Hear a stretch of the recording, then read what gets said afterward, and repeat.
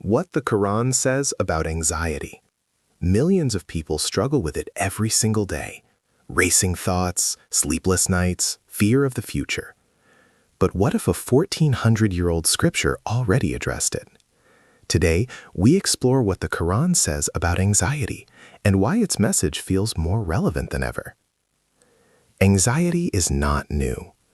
Many people think anxiety is a modern problem, but the Quran acknowledges human fear, grief, and emotional distress repeatedly. It says, "Indeed, with hardship comes ease." Quran 94:6. Notice something powerful. It doesn't say after hardship comes ease.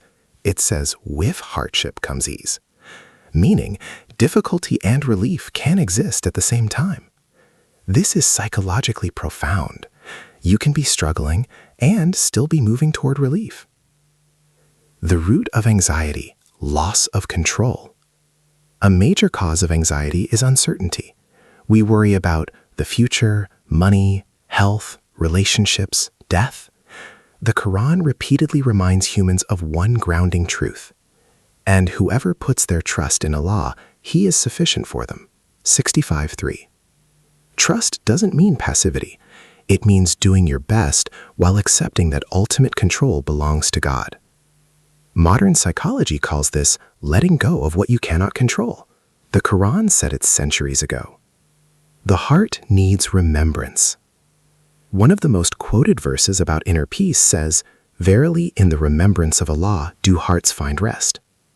This is not just spiritual poetry. Studies today show that meditation lowers stress, repetitive prayer calms the nervous system, breath-focused remembrance reduces cortisol. Islamic remembrance, Dhikr, works similarly, repeating phrases, deep breathing, focused awareness, spiritual surrender. It regulates both the heart and the mind. Even prophets felt distress. An important point, the Quran does not shame emotional struggle. Even prophets experienced fear and grief. The Prophet Muhammad ﷺ went through what is known as the year of sorrow. He lost his wife and his uncle in the same year. He felt grief, he felt pressure, he felt emotional pain. But he turned to prayer, not denial.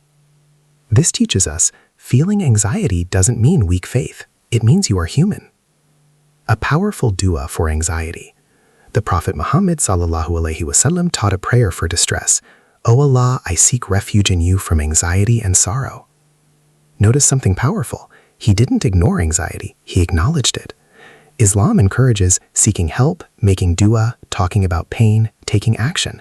Faith and therapy are not enemies, they can work together. A broader perspective. One major cause of anxiety is over-attachment to outcomes. The Quran shifts perspective. This life is temporary. Your worth is not defined by money. Your value is not defined by status. When your identity is rooted in something eternal, temporary storms lose their power. That perspective alone reduces existential anxiety. Anxiety may be modern in language, but it is ancient in experience. The Quran does not deny pain. It guides you through it, with trust, with remembrance, with perspective, and with the promise, with hardship comes ease. If this message helped you, share it with someone who might need it today.